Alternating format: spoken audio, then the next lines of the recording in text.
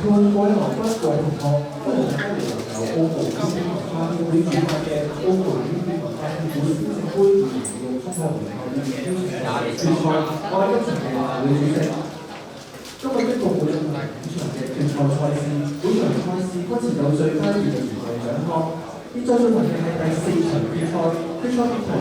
會告中小學生專業事務總監與鼓勵，競賽對環正東嘅培正中學。以及係反方嘅4個星球中學第6校。喺比賽開始之前，我想為大家介紹我哋今日嘅比賽評判，佢哋分別為澳門中文、澳門中國語文室課程研究會理事長高榮先生，資深元朗導師韋浩峰先生，澳門執業律師歐志丹女士。粵港澳創新創業交流協進會副會長、澳門執業律師劉兆宇先生，澳門電影文化協會副董事長梁文豪先生，好多謝各位嘅評判官出席並分享今次比賽嘅評分工作。現在係宣讀賽規嘅時間，由於本場賽事嘅賽規喺第一場比賽已經宣讀，想問下雙方同學對賽規有冇任何嘅疑問？如果冇疑問嘅話，馬上進入試咪嘅環節。試咪嘅先後次序將按照出場嘅次序。首先有請正方主辯黃浩晴同學。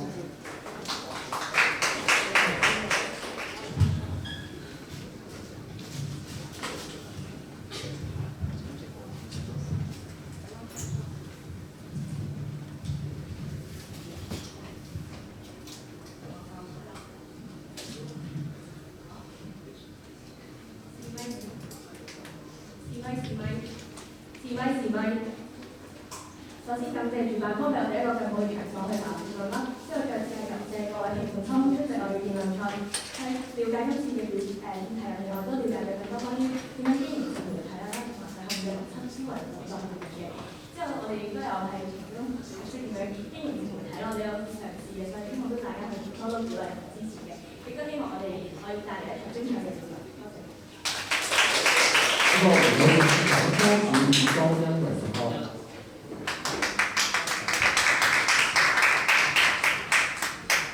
試咪，主席、評判在座各位大家好。今日作為我第一次參加正式嘅比賽，我作為一個初二嘅學生，係雖然係感到緊張嘅，但都希望為大家帶來一場精彩嘅辯論。多謝各位。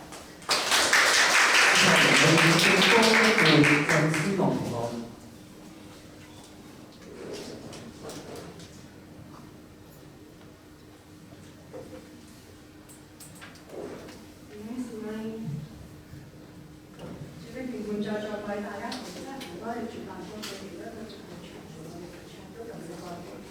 其實我自己真係有做係一個節目嘅參加，所以喺俾啲比賽準備嘅過程都知道話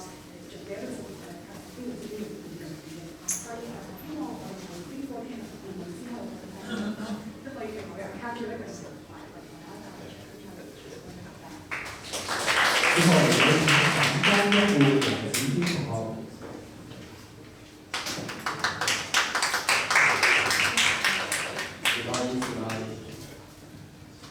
首先，我要多謝試辦方提供咁嘅場地俾我哋啦，同埋都多謝各位同學參與一場比賽。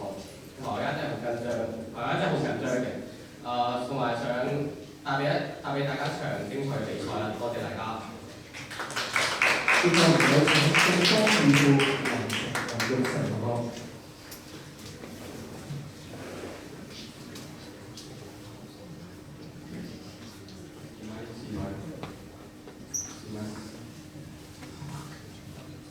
主席、評判在位，大家好。今日好多謝各位評判同埋來賓嘅出席啦。咁其實今次我哋過去睇自媒體或者睇呢啲咁嘅社交平台睇得多，但其實經營我哋真係唔係了解得好多。咁好希望通過今次嘅辯論，等大家可以對於經營自媒體本身會有更加多嘅認識啦。咁都再次多謝大家嘅出席。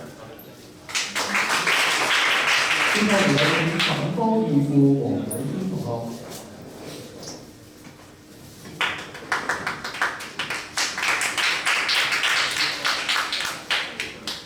試咪時，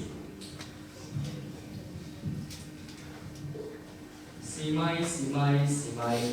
席、評判、在座各位大家好，啱先有幫佢哋講咗佢哋了解咗好多唔同關於經驗治療嘅部分啦。咁好多謝有方為今次辯論比賽作出咁充足嘅資料準備，而我方今日其實都做咗好多嘅準備，甚至其實我今日試咪嘅時候唔係想同大家講辯論嘅嘢，係講啲身體嘅嘢。關於今場比賽咧，我同頭先講咗好幾輪，跟住我哋嘅辯員有兩個發頭燒喎，其實大家情況都好重要嘅，希望大家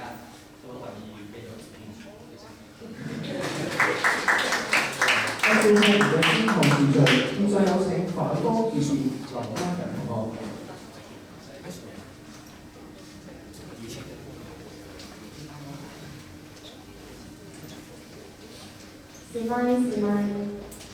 主席、評判、在座各位大家好。其實嚟到第二輪啦，我哋已經係抱住一個去挑戰嘅心態嚟迎接呢一場㗎。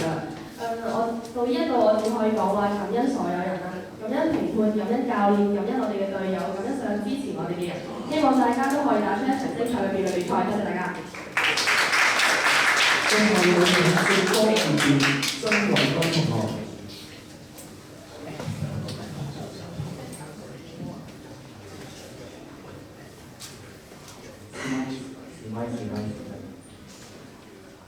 主席、評判、在座大家好，我係方正曾偉斌。首先非常之感謝我哋嘅主辦方為我哋精心咁準備嗰同打造咗一個咁舒適嘅場地，可以俾我哋中學生可以以便會友咧喺呢一個場地上面。亦都好感謝咁多位優秀嘅呢個評判可以抽空出嚟同埋點評我哋嘅一個比賽。咁當然最感謝嘅係有同學願意去一啲病院喺呢度努力去準備翻呢一場嘅決賽嘅呢個比賽啦。咁希望接住落嚟我哋都會長期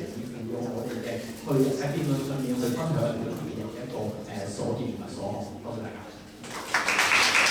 辯方和主辯方比賽正式開始。首先有請正方主辯黃浩晴同學，你所嘅發言時間為3分鐘，準備好可以向計時示意。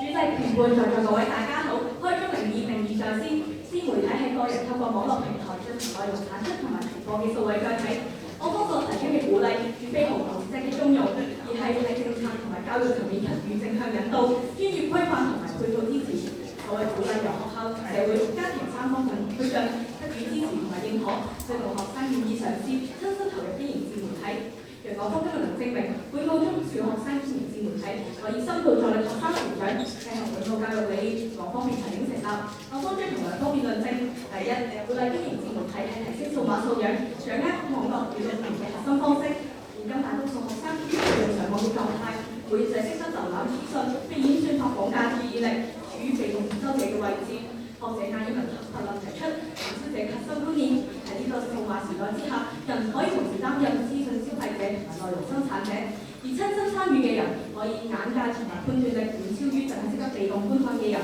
就好似大眾都知道快餐網通，但普通人係資金表面嘅認知，好容易被賣相同埋廣告吸引。而廚師親身參與創作佢心知入面嘅細節同埋利弊，自然就唔會被表面迷惑，更識得理性同埋分辨同節制。同樣鼓勵學生經營自媒體，正係令到學生由單純嘅資訊接收者轉變為主動嘅內容表達者。學生一邊吸收網絡資訊，一邊自主構思創作，真正做到談組合一。正因為親身參與，熟悉背後運作邏輯，學生唔會再被流量帶住走，而係可以清晰咁樣分辨高流量內容嘅好壞，分清到博眼球嘅無營養資訊同埋有價值嘅資訊，徹底擺脫短信殺嘅操控，將網絡嘅主動權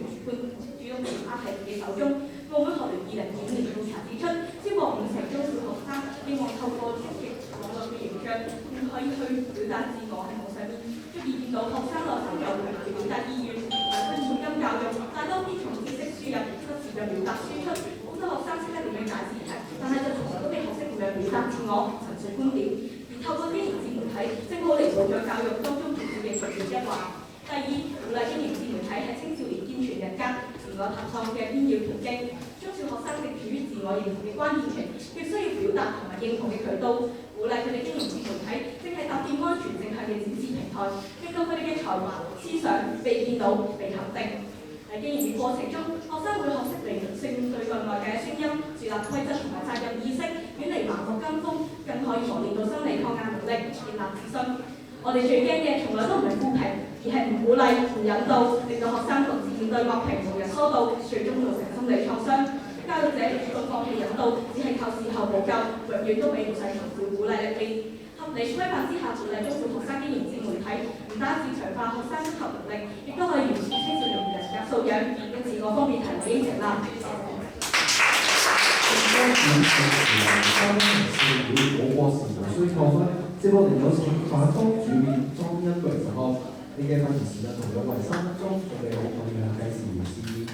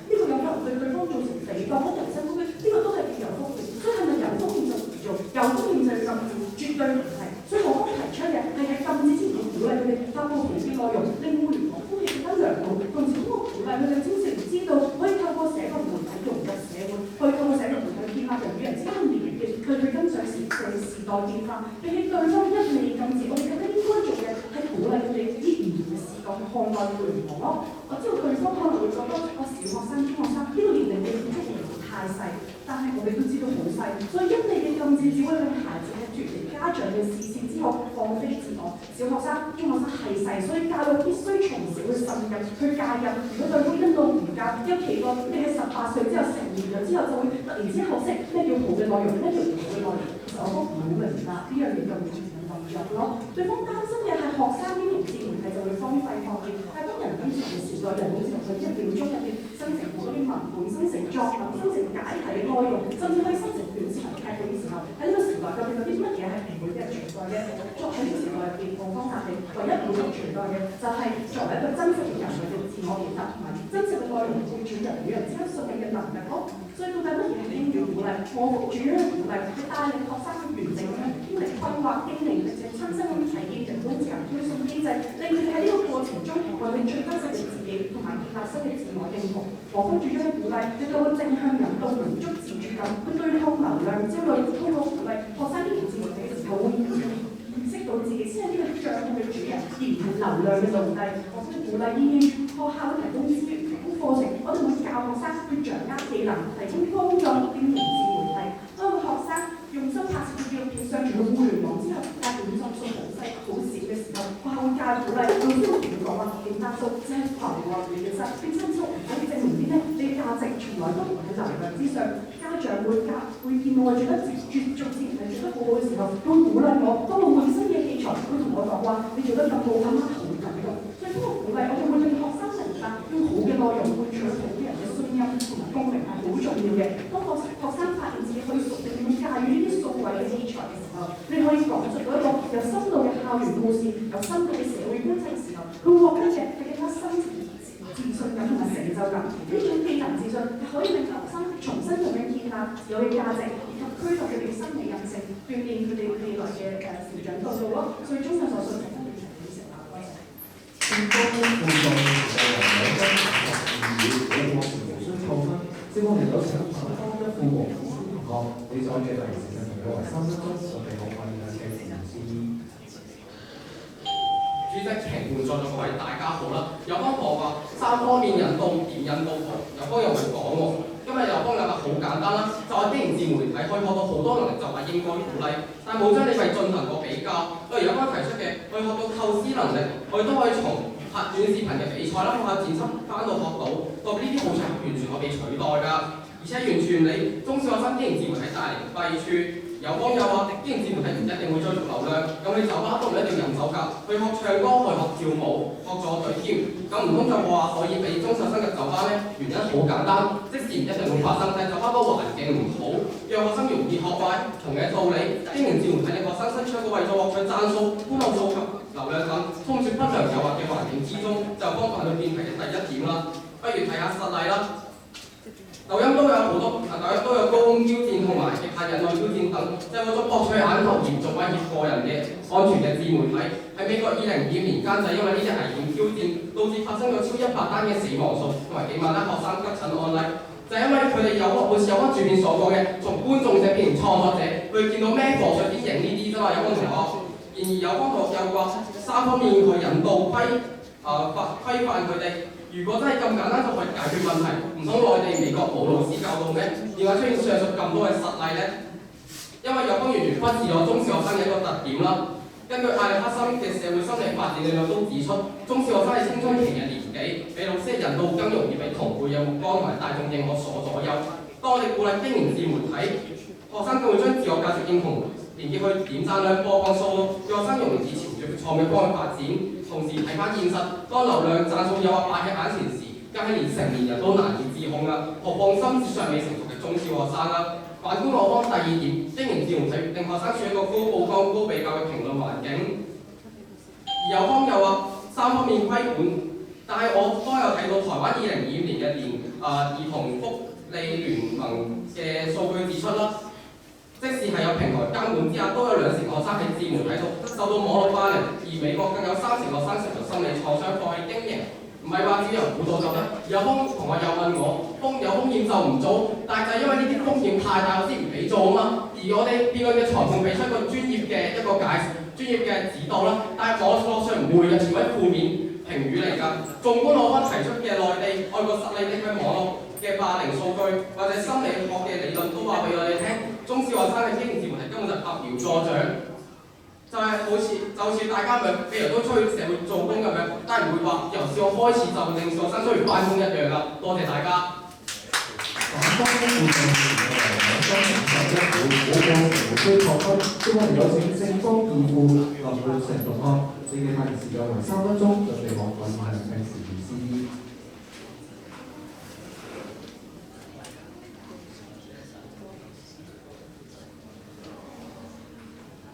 示威。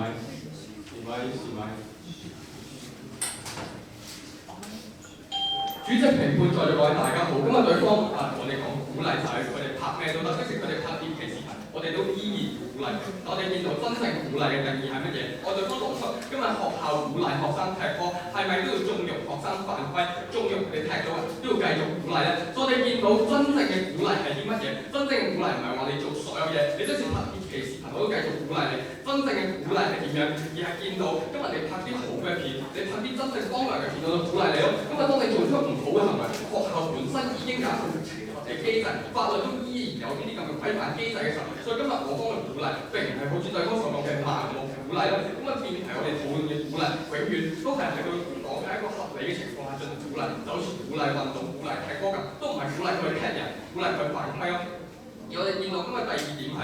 對方同我哋講創作，鼓勵學生創作，會等佢哋為咗博流量，拍一啲搞怪獵奇嘅內容。對方攞酒吧嚟進行類比，我哋見到今日本身點樣？本身學生係禁止進入酒吧，我哋見到對於經營自媒體呢件事，對方嘅態度一直都係模糊不清，究竟要放任不理定係禁止佢哋去經營咧？而我哋見到今日當對方只提弊病唔喺解決方法嘅時候，就會點樣？今日對方又唔鼓勵，又唔提出其他有效嘅措施，就係放任不管咯。例如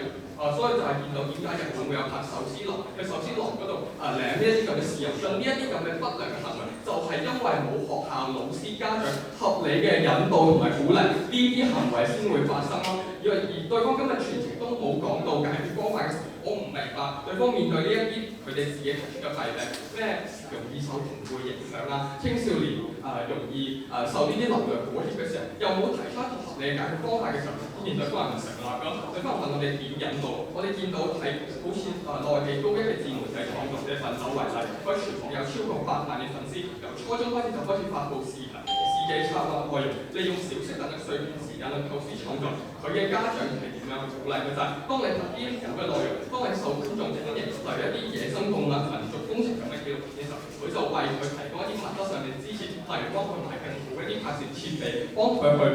俾佢一啲旅行啊，或者係一啲其中嘅一啲經費。呢啲就係我哋見到家長同埋學校嘅鼓勵，可以為佢哋營造一個良好嘅創作環境，而唔係好似對方咁樣係一個完全冇人管嘅情況下進行創作，所以先會有對方所講咁樣嘅偏差行為咯。而對方覺得互聯網環境魚龍混雜，有網暴啊，好難經營。但我哋其實因為本身上網，我喺片下面留個言，我發個朋友圈都有防被網暴嘅時候，係咪我都唔應該咁樣做啊？所以我哋今日見到正係因為有風險，所以我哋先要喺一個鼓勵友善嘅環境底下，等學生去學識呢一件事究竟點樣做，而唔係等佢哋成年之後去盲目咁樣嘗試咯。我哋見到中國傳媒大學嘅研究報告就係越嚟越多嘅學生會去經營自媒體嘅時候，所以我哋更應該鼓勵，更應該教育。多謝。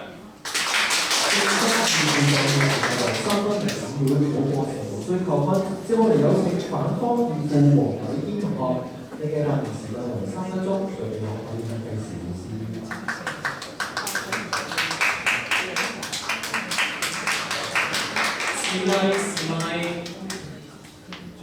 示威。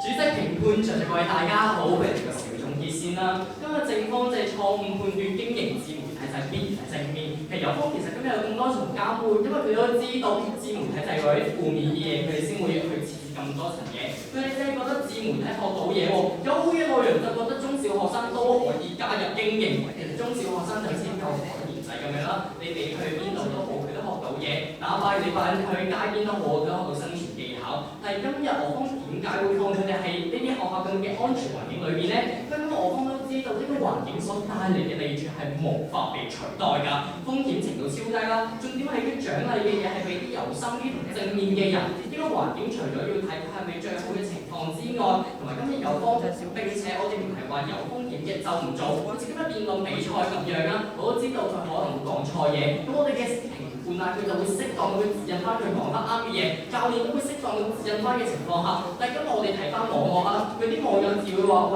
你生得唔好睇啊，你經營唔好經營落去啦。等到呢啲嘅負評嘅情況下，我想知道中小學生又點樣繼續落去咧？呢個成年人佢經營自媒體嗰陣時，不過係博學多才同埋賣小丑賣小市場之間做掙扎，任何一個心理都未成熟。咁細嘅中小學生咧，因為我覺得好似好想有方咁啊，講到全部中小學生都好似有方咁高質啦，乜都識咁喎，但係我哋能避免唔到佢行去另一邊，全面挑戰至死不息嘅兒童啦。佢哋嘅家長老師能夠完全知情咧，並唔係嘅喎。德州嘅9歲女童 Jack 嘅祖母曾經都告誡過佢，千祈唔好做呢咁嘅挑戰啦。而且呢啲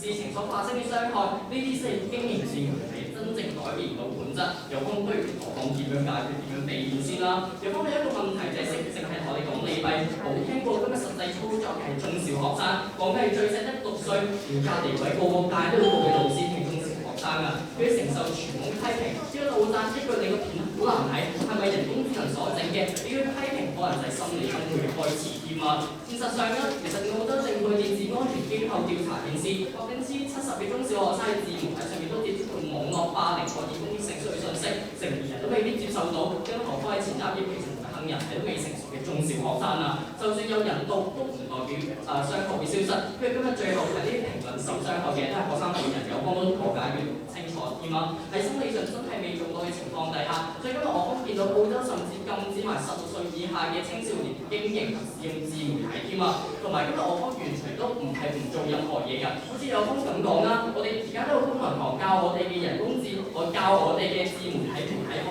自媒體嘅理論課、倫理課等等呢啲嘢㗎嘛。所以我方唔係唔做嘢，所以呢啲留同埋面對經營自媒體嘅情況底下，呢啲留言係我哋不得不面對，而且要鼓勵中係全部中小學生都要面對，就算係全部中小學生面對㗎，你請有方就變同解決呢個風險。多謝。反方意見狀嘅時候，3分鐘發表，冇過時無需扣分。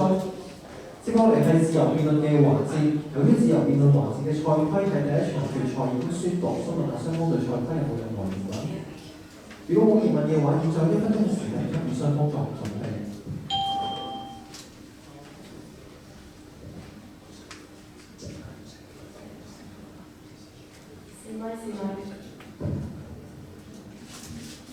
示威。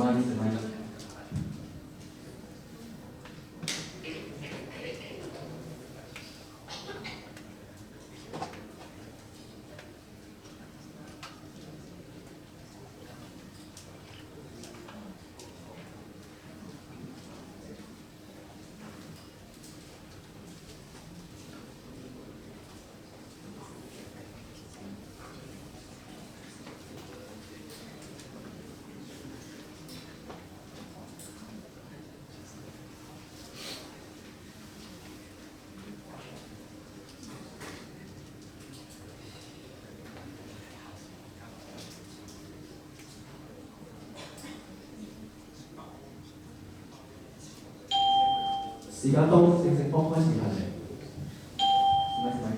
喂，有個同學哋好啊，經營自媒體可以練習個人形象啦，促進內容嘅創作啦，練習個人表達等等喎。如果唔經營自媒體啲嘢，要點學咧？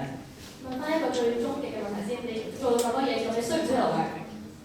係啦，對方同學都唔答我哋嘅問題，所以我哋會見到係重要咯。係有可能再問多你一次，呢啲嘢係人工智能時代，當我哋好多傳統課業都俾人工智能取代嘅時候，啲自我表達、發揮自我價值嘅能力重唔重要？需唔需要培養？需要培養，所以我哋而家辯論都表達緊自我情況反咯。可以啊，問你第二次需唔需要流量啊？係啦，辯論比賽係賽會去定主題、定規則，但係我哋嘅自媒體係咩？我要做自己嘅內容把關啦，我要自主咁選材創作，呢個算唔算係獨特嘅一個好處同價值咧？有方唔敢答我需唔需要流量，因為有方唔敢答，佢知道需要啊。其實最高人民法院未成年人網絡司法報告白皮書，甚至14歲嘅自控能力、青少年自控能力30%，面對流量隱怪嘅時候，明知個題材唔啱，危言參與率都高於70%，我點樣解決啊？正就係因為依家冇鼓勵咯，好似對方今日放任不理嘅時候，呢啲情況先會發生咯。再問你多次，人工智能時代呢啲咁稀缺嘅能力，有咩其他嘢可以學㗎？有咩其他嘅途徑？我方已經同你講，辯論題同埋賽會係嘅時候，只表達嘅內容受限嘅時候，有咩其他途徑可以？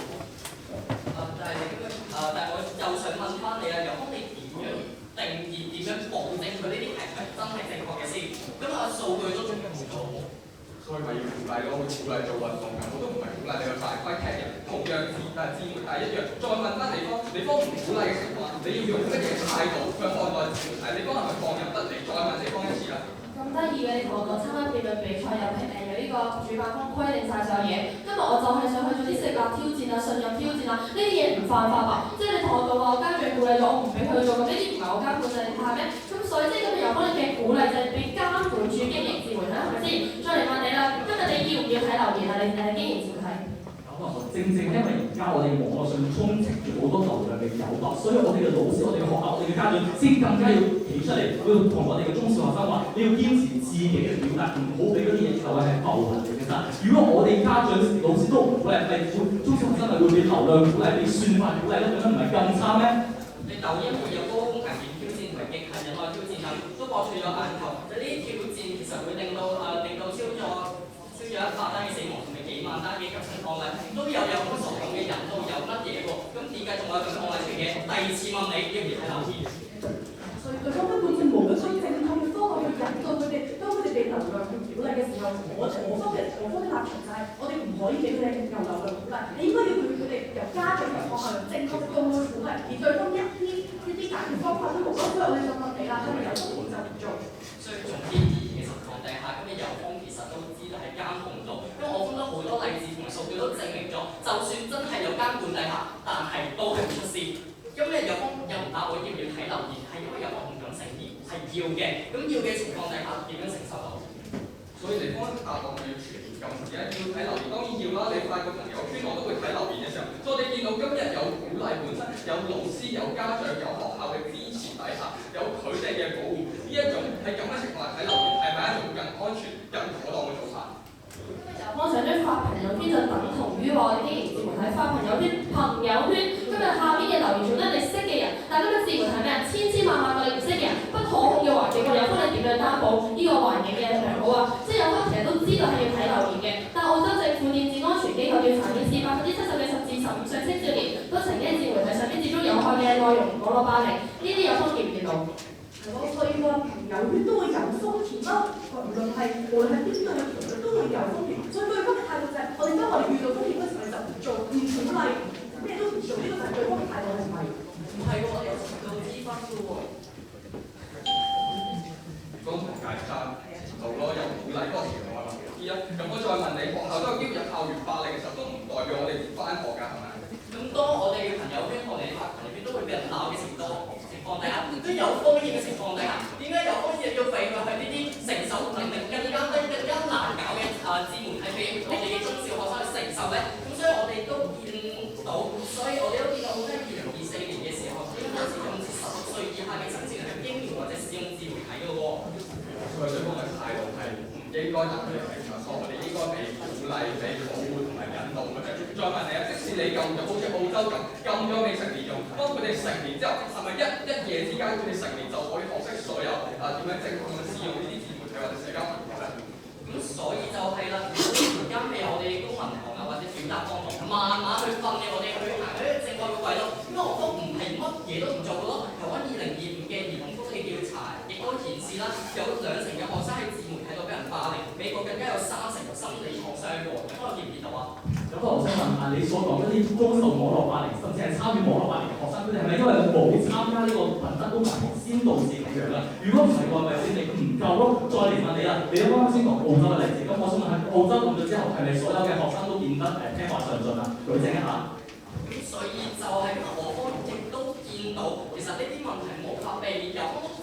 都證明唔到，必須係可以避免嘅情況底下，今日就唔應該俾佢經營自媒體啊！再有你見到 APA 亦都明確指出，青少年對社交媒體上面公開評價比較特別敏感，譬如出現焦慮、自尊心。反方時問到正方繼續，正方時問到自由辯論環節結束，以上1分鐘嘅時間給予雙方作重點指定。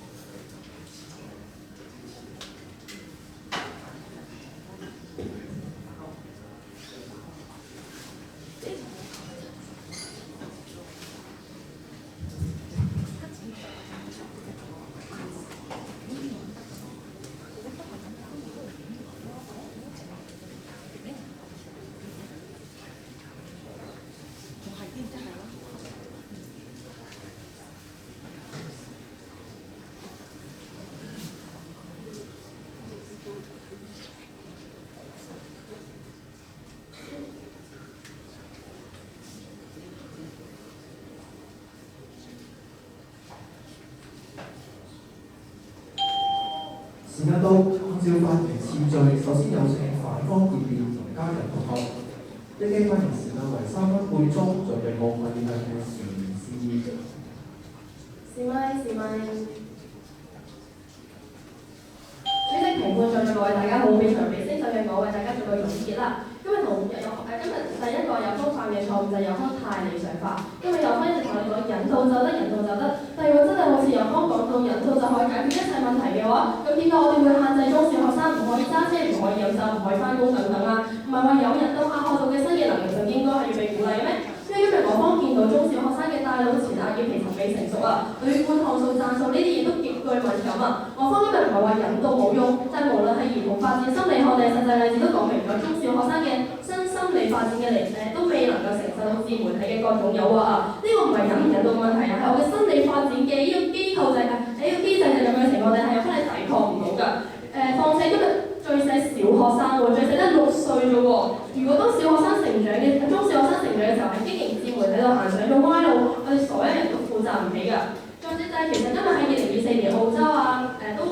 亦都表明咗就係佢要立法禁止未成年人使用同埋經營自媒體㗎，都表達出世界各地都重視自媒體對於中小學生嘅弊處㗎，本土就更加唔應該鼓勵佢哋嘅經營啦。第二，今日人方缺失比較，今日人方不斷咁同我哋講話自媒體有幾好，就算知道咗自媒體嘅環境存在咗好多風險，都淨係同我哋講話有老師家長引導有平台監管就可以解決，但呢個正正就係有方從來都冇認真衡量過嘅利弊。反觀我方今日從來都冇否認過會有部分嘅好處㗎，但呢啲嘅好處係全部都可以被替代嘅喎。如果我想拍片，我咪參加短片拍攝班咯，可以更加專注喺內容嘅創作度，唔使被流量綁架，都唔使去迎合今日有方都明白嘅演算法啊。如果我想自信啲，我就好似我而家咁樣喺度參加辯論比賽度，因為我知道今日有方係會以事論事，唔會對我進行人身攻擊，亦都會有專業嘅評判俾翻呢個回饋俾我哋，令到我哋去正面咁樣成長㗎，咁先係證明出當中小學生經營自媒體嘅利處，可以比其他更加好、更加安全嘅途徑嘅時候學習嘅時候，以及即使有老師引導、平台監管嘅時候，都阻隔唔到經營自媒體對中小學生不良影響嘅時候，就唔應該被鼓勵㗎。第三，今日有方偷換概念喎，今日有方同你講話踢波你都有機會踢人啦，朋友圈你都有人鬧你啦，就同我哋講話就等同於係經營自媒體喎。但今日咁兩者嘅本質有方又冇真正咁了解到喎。今日踢波我哋會有教練同我哋講話，我哋要有啲球德啦，我哋唔可以去踢人啦。咁樣發朋友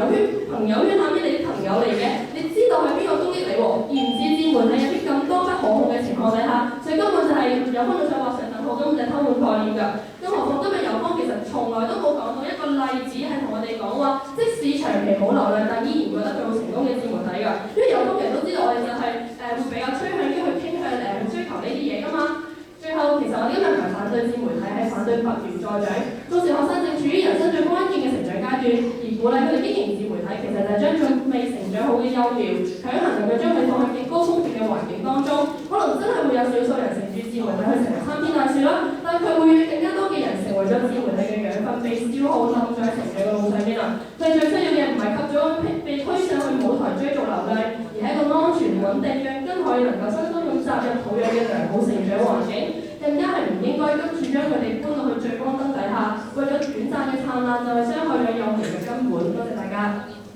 反方辯辯嘅時候，3分26秒，冇個程序需過分。最後有請正方辯辯曾偉斌同學，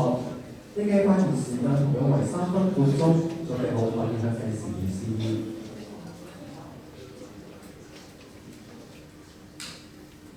試咪。主席，評論在座各位大家好，今日有方同學指責我方嘅方法論太理想，但係對方有學術能力，點樣去做、點樣去解決都未講清楚咧。係啦，如果佢哋乜嘢都唔做、乜嘢都唔理嘅情況下，只會令而家嘅魚龍混雜嘅環境對於青少年影響雪上加霜。但係如果係禁止咧，我哋見到其實呢個操作性上面根本唔可能。首先澳洲禁咗之後，係咪啲青少年就訪問唔到網絡？佢哋依然可以翻牆，依然可以偷讀課嘅時候去使用，甚至其實佢哋根本就冇因此去變得更加聽話上對對方呢個係論證唔到。第二就係對方完全忽略咗而家呢個時代背景嘅一個互聯網越嚟越成為青少年嘅一個職業考量嘅優勢，呢個我方嘅轉變都一而再三咁提到。第三樣嘢就係佢根本就即係唔成呢件事情。對於當我哋唔鼓勵嘅時候，我哋應該要點樣做？對方都係解答唔到。可見其實好多嘅對方嘅一個論根本就係一個空中樓閣，根本係唔成立。今日我哋學生嘅作品，如果我哋真係遭受到惡意嘅霸凌或者攻擊嘅時候，佢哋需要嘅唔係好似對方咁樣同我哋嘅學生話叫咗你唔好做㗎啦，你而家咪自作自受咯，而係需要我哋家長、老師同埋學校成個社會去鼓勵佢哋去學識要識別惡意、保留證據，我哋要鼓勵佢哋唔好將外界嘅評價代化為自我嘅價值，係啦，呢個先係抵禦睇評論最大嘅一個用處咯，呢個先至係互聯網時代嘅澳門學生所需要嘅嘢咯。其次，因為對方反覆強調鼓勵中小學生經營自媒體造成嘅一啲網絡攻擊同埋心理傷害，但係現實係呢個根本唔係鼓勵自己經營自媒體造成嘅，而係唔鼓勵冇人幫嘅後果。如果冇人去教點樣隱私分析，唔係就會將自己資料拱手讓人啦。如果冇人教中小學生點樣應對惡意，佢哋一世都唔會明白，一世都會淨係將外界嘅任何一句説話內化為傷害自己嘅一種攻擊咯。所以對方因為係將缺乏鼓勵嘅傷害反過嚟推卸俾獲得鼓勵嘅本身，根本就係錯誤歸因。而對方俾嘅解決方案無非無論係禁止或者視而不見，都唔會因為咁樣學生就自動遠離自媒體咯。佢哋只會從被老師家長鼓勵變成咗被能量俾算法所煽動同鼓動咯。所以我哋會見到一味嘅培養，只會將學生決定未來權利拱手讓俾能量。呢個係一而再不見泰山，我不完全唔認同。我哋見到喺呢個時代，大家都人工智能已經去到我哋做功課啦、編程啊、畫畫做好多嘢嘅時候，而呢個時候中小學生擁有自己嘅觀點，擁有向呢個世界表達嘅窗口，擁有令到呢個世界記住自己係邊一個嘅權利，呢種自我表達、自我嘅價值先至係最重要嘅咯。我哋見到，而呢度嘅青年，我哋見到呢度嘅年輕人，澳門嘅青年，通過自媒體重新去揾翻表達嘅窗口，同時去確立翻我哋嘅自我認同感。試問我哋又有乜嘢資格去剝奪佢哋同呢個世界對話、參與呢個社會嘅權利咧？我哋見到學校嘅頻道同埋辯論比賽，佢話代表集係有規則，但係唔係代表我為咗自媒體會逼住一個學生去面對一個人之為最根本嘅問題，就係我係邊個，我關心啲乜嘢，我希望俾呢個世界以點樣嘅方式去記住。而呢個追問本身係任何人方式都冇辦法替代，都係自媒體無可替代嘅原因咯。我哋見到嘅係我哋中小學生經營自媒體，其實從來都唔係放任佢哋咯，而係我哋為佢哋學生賦能，等佢哋有能力去擁抱呢個社會，擁抱呢個世界。因為我哋要令佢哋知道，佢哋去經營呢件事情，做呢件事情，從來都唔係孤立無援咯。因為佢哋背後有我哋成個社會嘅支持，有我哋學校老師嘅兜底，呢個先至係我哋呢一代嘅澳門青年或者係澳門嘅家長老師應該要做嘅嘢咯。所以我哋會綜上所述，我哋見到好多係中小學經營自媒體，都係長期喺度做，而係真係澳門青年走向世界嘅。多謝。更多嘅辯論時，三分鐘每個過程會扣分，經過一番爭辯，比賽告一段落。要將先各位嘅評判就對賽雙方嘅表現作出寶貴嘅意見。首先有請文志宇先生。非常清楚嘅一場比賽啊！即係如果我從自己觀眾角度去睇咧，真係睇得好開心嘅。咁但係咧，即係要以裁判嘅嗰個角度去評嘅話咧，首先我覺得呢個係冇，我覺得唔忠誠。咁但係我覺得咁忠誠嘅一個叫做題目咧，對於情況嚟講咧，要去叫做說服我哋裁判去明白我哋點解我哋真係咁忠誠係咁少難。咁而我認為咧，雙方咧喺剛才嘅嗰個比賽過程當中，其實大家都對於自媒體呢個叫做呢項呢個類型咧，其實真係有高有低，咁雙方都明白。咁我都會認同嘅情況咧，係提出呢個自媒體嘅嗰個好處嘅嗰個叫做論述啦。咁但係咧，我認為咧，其實喺正方主同一戶咧，佢所提及到嘅嗰個，因為佢有強調嗰一點就係如果經營自媒體啦，佢對於呢個網絡嘅生態啊、網絡嘅嗰個叫做發展，其實有好大幫助。如果你經營自媒體嘅話，你點樣學習啊？咁但係我總結係點樣啦？我覺得呢一點咧，其實有少少講得唔係咁正確嘅。咁都雖然方少少點樣變質呢啲叫做但係咧其實你經營自媒體要正確咁去使用去能夠自媒體，都有佢好多方法。所以咧，你自己投身於此，叫做進入呢個叫做理論咧，先至叫做可以學習，可以叫一個人才咯。我咧就覺得你哋啱啱你嗰個話叫做重點啦，我覺得係少少偏離咗。咁同埋咧，我覺得你哋咧有少少咧，都唔係少少啦。俾我咁講，呢啲好過度咁嘅識鼓勵呢個人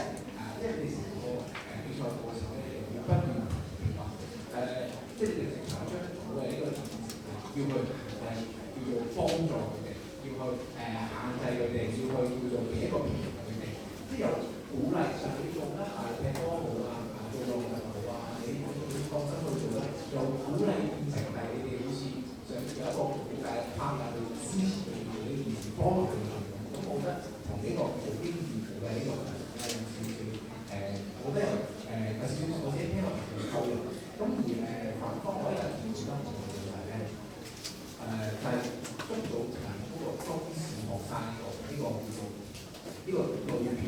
如果呢個題目咧係單單針對中學生正裝嘅程度，好大聲。咁但係咧，要去拋除中小學生、小學生嘅話，小一係小學生，小二都係小學生啊嘛。要去鼓勵一個即係叫做6、7歲嘅小朋友去認得自然喺一個即係面對呢個廣大世界嘅嗰個叫做語言咧，我自己覺得喺正方面要說服評判或說服我嘅呢一段方面，其實係要做多少少功夫。咁但係咧其實我自己都希望冇機會啦，大家都同一時間留意。咁但係咧喺反方要去做叫做講明係6歲小朋友，你點樣鼓勵佢啊？喺呢個情況下，其實喺自由辯論咧，其實我本身可能即係刻意嘅係點？好似乎好針對翻點樣去鼓勵，點樣應該鼓勵一個6歲、7歲小朋友去堅持呢件事，有冇任何嘅評論啊？咁但係我自己就冇記住喎，咁所以就正方嘅呢一點咧，我覺得係應該要去提升翻。咁但係當然反方其實應該做過呢一點去叫做出佢哋嘅，我自己覺得。咁呢點我覺得有少少叫做雙方都有唔同嘅地對唔同嘅地方啦。真係唔知點解我哋有好啲啦。首先都掌聲俾兩隊啦，即係大家都喺呢個平台裏面，我覺得因為大家都好努力去揾一個方向去支持自己嘅啲諗法。我先講反方咧，其實因為佢今日有啲病啊狀態，但係我聽出啦，都好努力下，好認真去做呢樣嘢。同埋我見到你哋有幾個例子講幾好喎，例如喺日本嘅贏輸嘅成津啊等等呢啲，都俾到一種感覺就係話啲正方聽下唔同網絡都有好多欺凌啊，好多嘢嘅問題啊，都會產生嘅。咁點樣可以喺自媒體裏邊可以予以鼓勵咧？有啲比較壓力俾到俾正方，但係調翻轉正方咧都做得好好嘅。喺呢個鼓勵呢個 point， 我又覺得你哋又嚟得好啦，我都聽唔到啲乜嘢啦，我啲嘅學校啦、家長啦、屋企人啦，去支持佢做呢樣嘢，亦都真係要講嘅。今時今日你問我可唔可以同呢個網絡世界扯上一啲嘅距離啊啲，真係啲難度。咁調翻轉，如果好似慢慢咁講，係你佢好多負面嘅例子嘅，咁而我哋冇可能禁止，我知道難嘅呢度，但係我哋冇可能禁止佢用呢個問題。咁調翻轉用一個叫做引導鼓勵全民去幫佢做呢樣嘢嘅。因為我自己都幾廿歲都開始玩，都有玩自媒體嘅，係啦。最初嗰時我都覺得要冇流量，咁做乜鬼嘥咗時間。但係發現原來都自己一啲嘅個人生活啊，或者一啲方法啊，或者甚至我喺上堂，我喺度嘅一啲教學嘅一啲重點啊，都原來都幾多人睇喎，幾多學生去支持我喎，甚至我嘅課程都有人報喎，唔使睇先啦。OK 係啦，咁就原來自媒體都可以經營得好正面喎呢樣嘢。咁其實當時我都比較諗。到底係咪繼續經營落去啦？可能就不差過咯，即係都有啲負面嘅問題。但係其實我逃避唔到呢樣嘢，不如玩我都有得蝕底咁又請教到好多專家學者啊，佢哋都俾到好多意見我嘅時候，咁我覺得要優化嘅。就翻返轉頭啦，係啦，中小學生其實係咪應該都從呢個概念翻去提升？不過我都認同啊，老師講嘅我都認同你用咗小學生呢個例子咧，係一個好大嘅方向。咁正方呢度亦都有少少。避開到嗰個程度去針對解決到呢個小學生，其實俾我係正方區一樣，小學生同中學生都有老師都有家長，點知係最直接有個方法咧，其實用自媒體唔係唔係咯。OK，不過辦法我覺得你真係都冇用喺個電台裏邊，你真係已經揾好多嘅方法咧，去令到你哋同正方科學媒體同齊，即係俾我覺得真係好難做嘅。不過我咧兩組都做得好好，多謝你哋。因為大家學到嘅好多呢啲，按照放翻第7點語言調學嘅規定，決賽各場賽事選出隊伍當中同總得分進行排序，總得分最高者為冠軍，第二得分最高者為亞軍，第三得分最高者為季軍，而視為優異獎得主。如分數相同則以票數高分決定勝負，如分數及票數高相同則由評判投票決定。所有決賽嘅賽會派獎項將會係因為各場賽事完結之後，即係下午嘅6點15分進行嘅頒獎典禮上公佈頒發，而該場比賽將會係10號開始舉行。事實上，雙方嘅同學隊先做排